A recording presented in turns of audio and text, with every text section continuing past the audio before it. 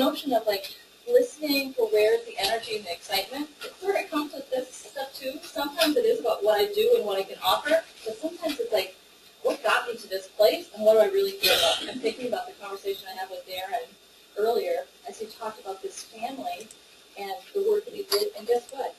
I care about this. I started this company because of my own health stuff.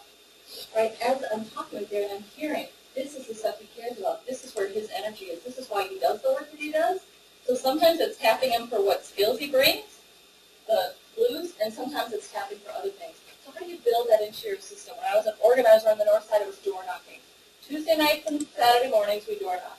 First it was the staff, then as soon as we set a regular rhythm, young people started trailing along, especially in the summer. Great! Here's what we want to know. What do you love about this neighborhood? What are you concerned about this neighborhood? And if we think there's enough energy to get people off the couch, we say, what are you willing to do?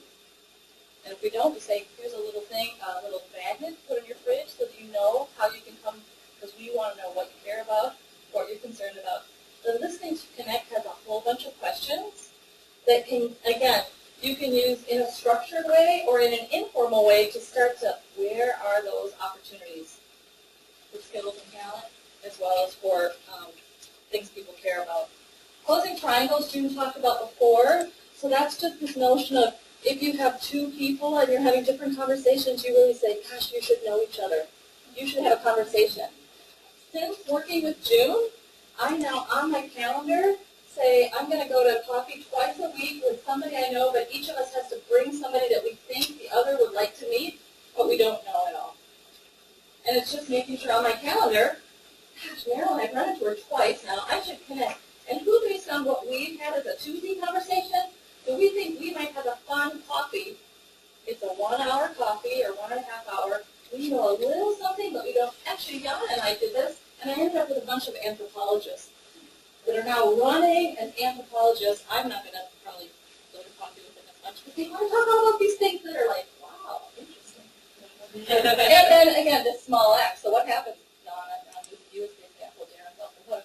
All of a sudden, I'm seeing these emails from Jan, the anthropologist, like, Franks can't do these folks together. What can we do practically? Instead of just talk, it's got to be the balance of like, listen for energy, connection, let's do something. Because when we do it, we learn more and we feel like, oh gosh, it's even what I'm talking about to do. And that's how she learned how to map. Yes. Because we're part of this group of consultants that are working on that, and there are a couple other people that do that. She's like, I want to learn. And so she started a little group of people that learned all about network mapping. And now she's a fabulous mapper. And at every meeting, we put a new picture of the map and how is the map evolving and changing based on the activity that's happening in between. And it's not a pressure thing, because some people say like, wow, I didn't put my information into the Excel because I didn't want to, or I didn't. And some like, yeah, I'm really busy at this point in my life. I can't do all these outside things. But to watch the map and then say, are there certain people that aren't as connected? Yeah, I don't want to be as connected right now. That's okay, right? So to have people visually see, how does this alliance, what do the maps, what do they look like over time? Okay, well, I just, that gives triangle. It's on, well, we're going to have these PowerPoints. We're going to mail them out to you some way or other.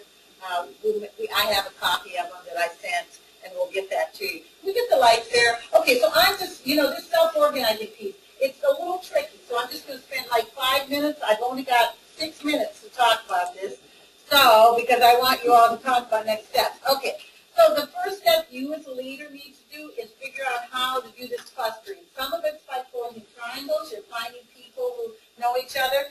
But I've done this thing where I come to a meeting and I say, okay, what's the thing that you most want to work on in the next 6 months? Everybody writes it on a Post-it note. We're keeping 3M in business here. And then they put it up on the wall like that. This was something I did in Uganda.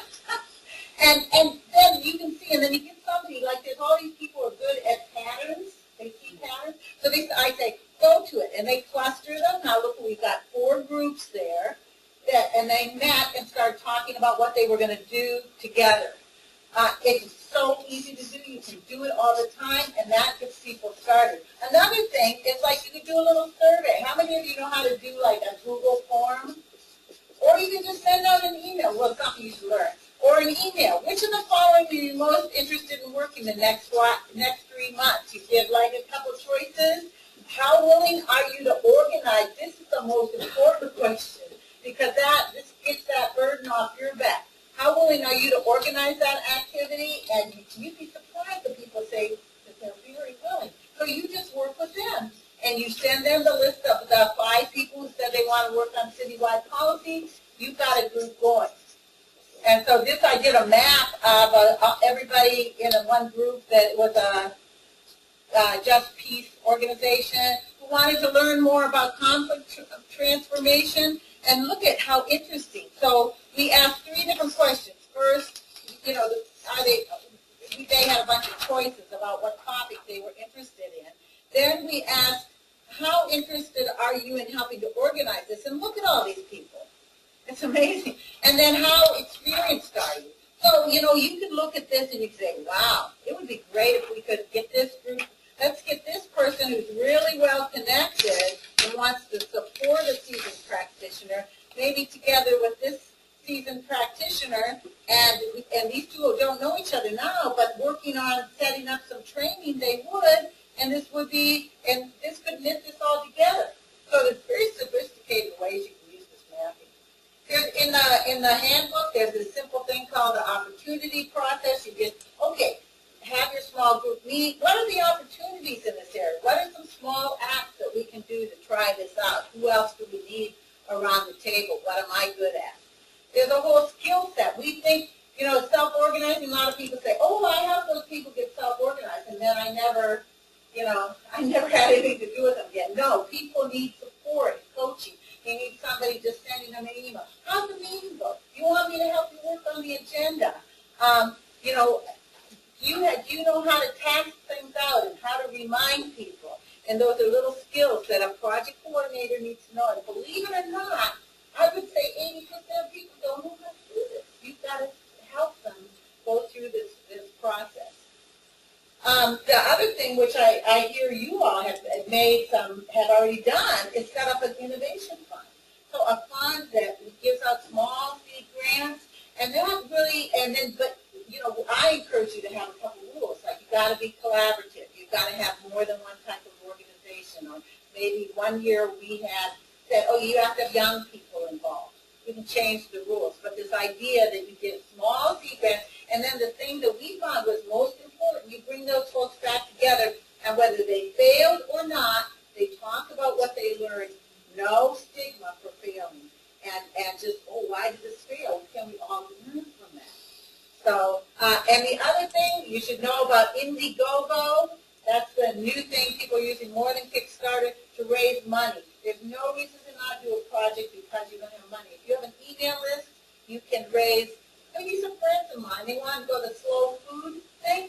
They raised $4,500 for their trip to go to the slow food thing in Italy, northern Italy, where they just ate wonderful food every day. But they had a really good mailing list.